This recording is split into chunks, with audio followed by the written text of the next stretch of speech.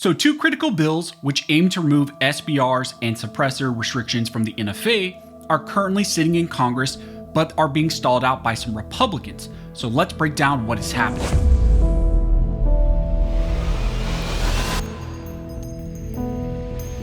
Now before we jump into this video, I want to thank the sponsor of this video, which is Home Title Lock. Did you know that scammers can literally steal your home title right out from under you? It's called house stealing, and it's one of the fastest growing real estate scams out there right now. Criminals forge your signature, use a fake notary, and file one simple document to transfer your home title without you even knowing. With all of that, they can then take loans out against your equity and then even sell your home and leave you with a huge legal mess. That's why I trust Home Title Lock. I signed up for their program, and they have $1 million triple lock protection, which helps you to keep your home safe. And right now, if you sign up using my link down below, you'll also get a free title history report plus a free 14-day trial of their $1 million triple lock protection. And that will give you 24/7 monitoring on your title, urgent alerts if anything changes.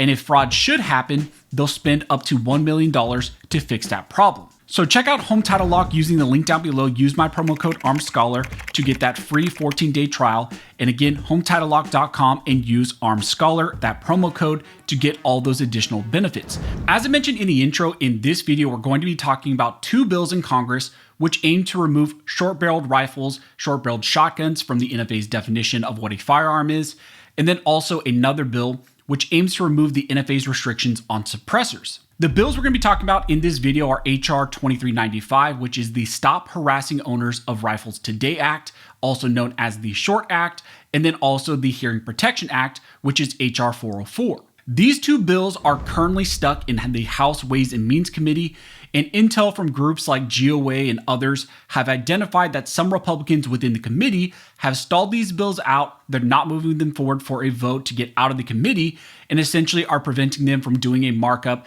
and then eventually moving to the House floor for a vote. These two bills must first make their way out of committee so that they can then go to a full House vote, but some Republicans on that committee are essentially stalling them out and preventing that from happening. It appears that some Republicans on that committee are worried about deregulating SBRs and removing, SBR restrictions and suppressor restrictions, but we need to make our voices heard and get them to move this to a vote. Now, under the SHORT Act, if you're not aware, it would remove the term shotgun, rifle, and other terms from the definition of a firearm in Section 5845 of the NFA. The effect of that would be, for the purposes of the NFA, short-barreled shotguns, short-barreled rifles, and other firearms would no longer be regulated under the NFA.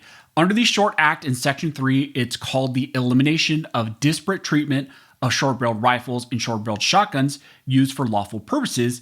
The bill there would strike out additional sections where the term SBRs and SBSs are actually used and defined. The bill also adds in a section where it makes it so that your lawful purchase of an SBR through a gun store with a background check would really all that would be required. You wouldn't need to pay a tax. You wouldn't have to, go through a different registration process or any of that. Simply, you would go through the same process that you would to purchase an SBR as any other firearm. Of course, the big thing of that would be it would remove the tax stamp, the registration, and all the other restrictions and simply treat them as any other firearm and remove all the federal restrictions. The SHORT Act also makes it so that federally and at a state level, no tax can be enforced against the purchase or possession of an SBR or SBSs. Now, that is also huge because not only would it end the federal enforcement and taxation of SBRs, but it would also block states that are currently putting in place similar types of restrictions at a state level. Finally, the SHORT Act includes language which requires that the ATF destroy all records on any registered SBRs or SBSs that they have currently in their possession. And they would need to destroy all those records within a year after this bill goes into effect. So generally, that is what the SHORT Act aims to do. Again, one of the big things that I like this bill also does is it would undo state restrictions on the purchase and possession of SBRs. And that is primarily because many anti-gun states like California and others, ban SBRs based on them being NFA regulated items. The states focus their language on banning the possession of NFA items, but if SBRs and SBSs are no longer NFA regulated items, that kind of undoes the entire state level restrictions that were put in place. That, of course, would be huge for states like California, Illinois, and others that currently cannot purchase and possess SBRs. Now, the other bill which is currently stuck in the same committee is the Hearing Protection Act. Now, the Hearing Protection Act would change the language in the statute to where the tax, registration, possession, and transportation restrictions under federal laws will no longer have no force or effect. Essentially, all restrictions would be removed on suppressors. Also important for this bill is that it does something similar to the Short Act, where the federal restrictions and all of those restrictions would be removed, but the downstream impact and implications of that would be that states that also have statewide bans on suppressors would also be barred. That is because many states also have suppressor bans, but they're built on those items being NFA regulated items. So if the NFA no longer restricts suppressors, the foundation of those state bans would also be shattered. The bill also goes on to state that the Attorney General will have 1 year from the enforcement of the bill to destroy all the registration records of suppressors. The bill states that no later than 365 days after the date of the enactment of this act, the Attorney General shall destroy any registration of a silencer maintained in the National Firearms Registration and Transfer Record, any application to transfer that identifies the transferee of the silencer, any application to make that identifies the maker of the silencer. So that's the general language, would remove all the current and future registration and records that are included with suppressors. The bill also states that for the purpose of this part, the term firearm silencer and firearm muffler mean any device for silencing, muffling, or diminishing the report of a portable firearm.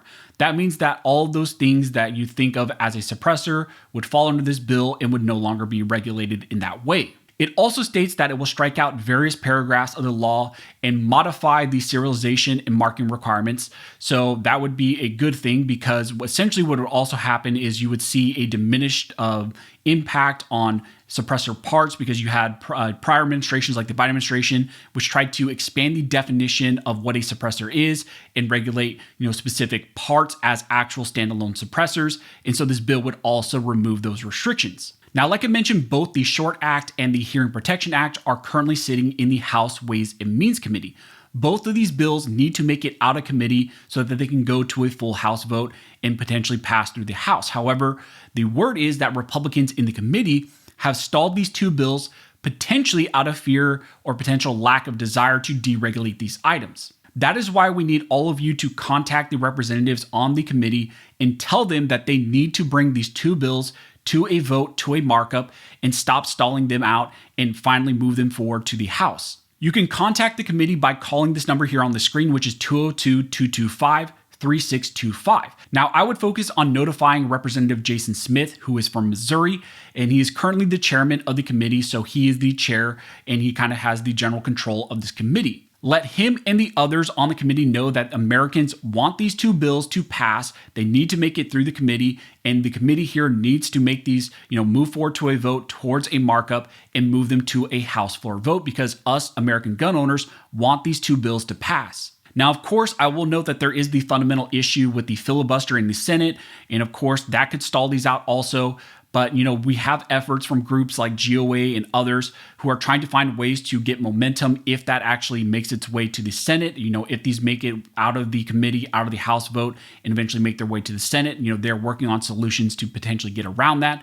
But that will never actually ever happen if the representatives here in the committee stall these bills out. So we need to get the word out. We need to put pressure on the committee to move these out of the committee and towards a full House vote. So again, we need you to contact those representatives, tell them that you support the Short Act and the Hearing Protection Act, and that the committee needs to take action. No matter where you live, call the number down below, call the number that I put on the screen, and tell them that they must support these bills and move them towards a vote. Again, the number is 202-225-3625, and ask for Representative Jason Smith, the chairman of the committee, and tell him that you support these bills. In my opinion, it's not hard to get these bills out of the committee. We saw recently that the National Concealed Carry Reciprocity Bill made its way out of the Judiciary Committee, and the same could happen with these two bills. They should not die in committee. If they're ever going to be stalled out, it should be in the Senate, and we shouldn't have Republicans blocking these efforts in committees. So that's what's currently going on with the Short Act and the Hearing Protection Act. Of course, two big bills that all of us gun owners really would love to see pass,